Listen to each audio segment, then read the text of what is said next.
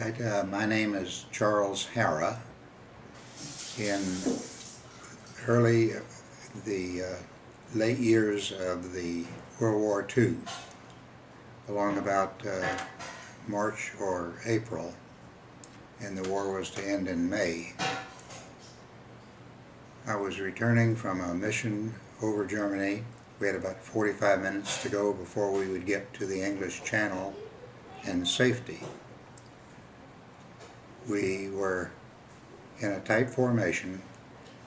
We always maintained a tight formation to discourage attempts by German fighters to close in on us. Not that this stopped them, but it gave them reason to be cautious and to give us a wide berth. The gunners were scanning the sky and reported seeing a B-17 flying at our same level, but about a half-mile away. There was no identification on the B-17 that they could see from that distance, but they determined that he was converging very slowly with our formation. Formation had about 1,200 aircraft in it from front to back, and for some reason it appeared that he was going to converge right where our formation was. We hadn't lost any aircraft that day and could not imagine why or how a B-17 could have arrived on the horizon going in almost the same direction we were. And as he got closer, we could see that there were no markings on the ship. The ship looked like it was brand new. It was shiny. There was no mud or heat-burned places under the wing that could have represented heat escaping from the engines. There was no oil on the underside of the wing that we could get a glimpse of, and it just looked like it was too good to be true that a ship in that condition could be going out of Germany at the same time we were.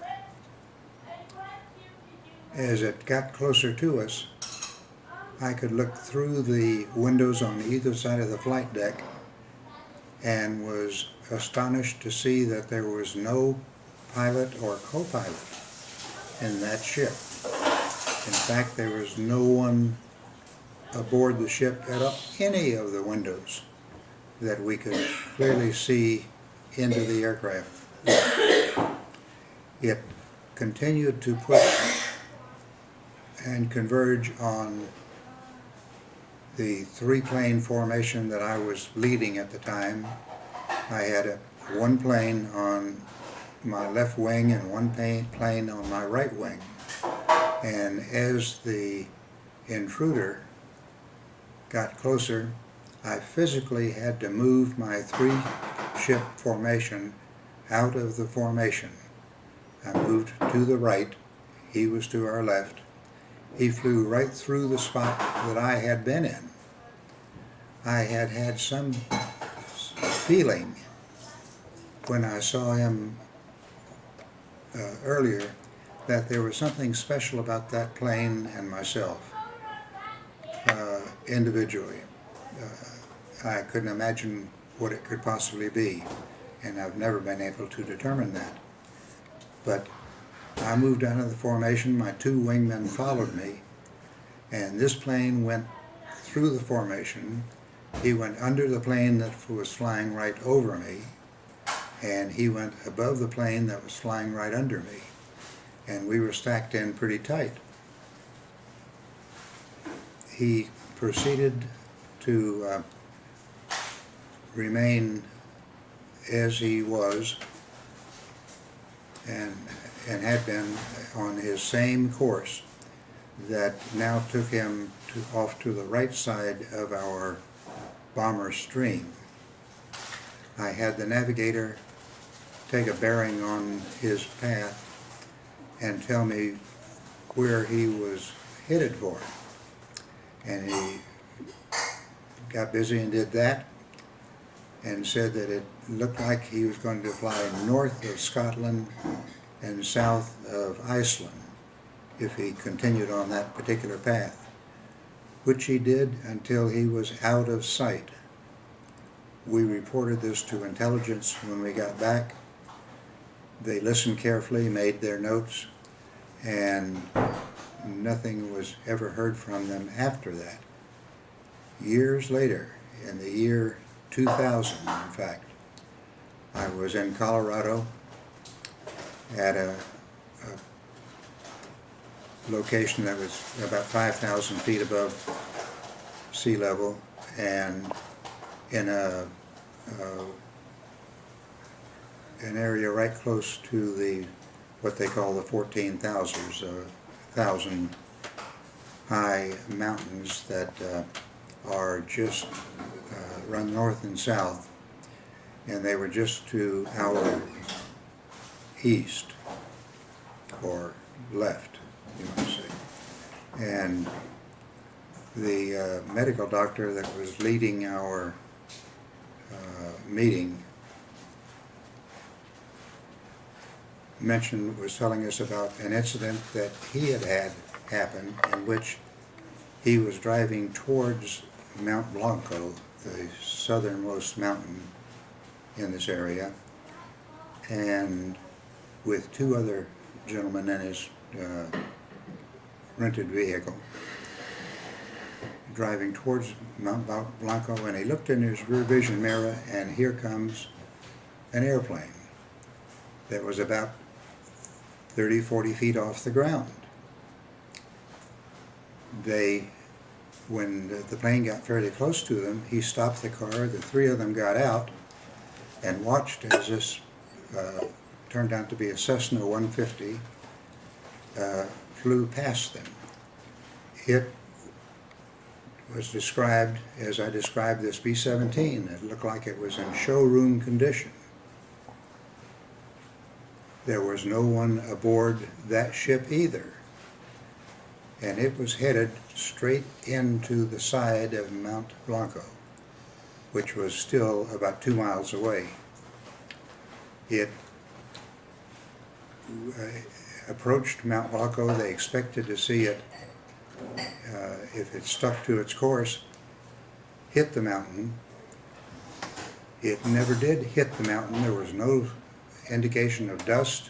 There was no explosion or noise from the ship crashing into the mountain, but there was no aircraft there when they got to the mountain. It had just been absorbed, you might say, by the mountain, left no track of itself at all. This took me back to my incident with the mysterious B-17, and the fellow that was driving that vehicle was our group leader that day, and he said that he has determined that one explanation for such an incident, he said, that is that the aliens, the UFO people, have the capability of making a saucer appear to be whatever they want it to appear to be. And he said quite lightly, it was a flying saucer that crossed my path, and either it was disguised as a B-17, which he thinks it may have been, because there are other instances of this sort of thing going on that I was unaware of. And but they could alternately, they could in effect hypnotize us, or could have sent messages to us that caused us to think that we were seeing a B-17 when one wasn't there at all. And he said other people had seen UFOs where the UFOs apparently hadn't seen or paid any attention to them. And they have seen the UFOs fly into the side of Mount Blanco, just as this Cessna 150 did. And without a dust puff being added or anything else. And if this is possible, they could be playing with our minds, they could be playing with our sight, they could be doing things that we have no idea can be done to us without our awareness. It was a very interesting incident that helped explain what I had seen years earlier, before the UFOs became sort of a table topic with everyone. And while we speak of UFOs, I might mention that I and my crew were in El Paso, Texas. On a Saturday night, we stopped to sleep over. Got up the next morning and saw in the paper where they were having a bullfight right across the state line in Mexico, Juarez. We decided that rather than continue on to MacDill Air Force Base where we were based, we all decided that we would go watch the bullfight. While at the fight, and there must have been 50,000 people in the bleachers there, all watching an active series of bullfights. And I noticed off to my right and just a little behind me, and at about what I estimated to be 3,000 or 4,000 feet, there were 5 what looked like big aluminum dishes that were almost stationary. And I say almost stationary is because they were wavering just a little bit, like maybe a boat would be in a choppy sea, where one side would come up and you'd put a little corrective action in it, and the other side would come up and you'd check that and so forth. And as it did this, the sun was being reflected off the bottom of the aluminum disc. And I said, no, wait a minute, the sun's up in the sky, it's not going to reflect sunlight from the bottom. So I watched more carefully, and it seemed like they were actually turning on a light that looked like it was a sunlight flash. But it was being emitted from whatever part of the ship had dipped down a little bit off the steady course that they wanted it and position that it wanted it to maintain. The bullfight at one time had everyone in the stadium looking at these 5 UFOs. Not knowing what they were, they went back to watching the bullfights, including my crew, but I continued to watch the UFOs. They were there for another 15 minutes.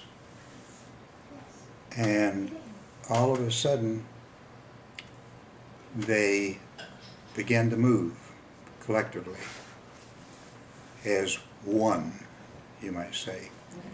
And I punched whoever was sitting next to me, and I said, there they go. And they turned around and said, where?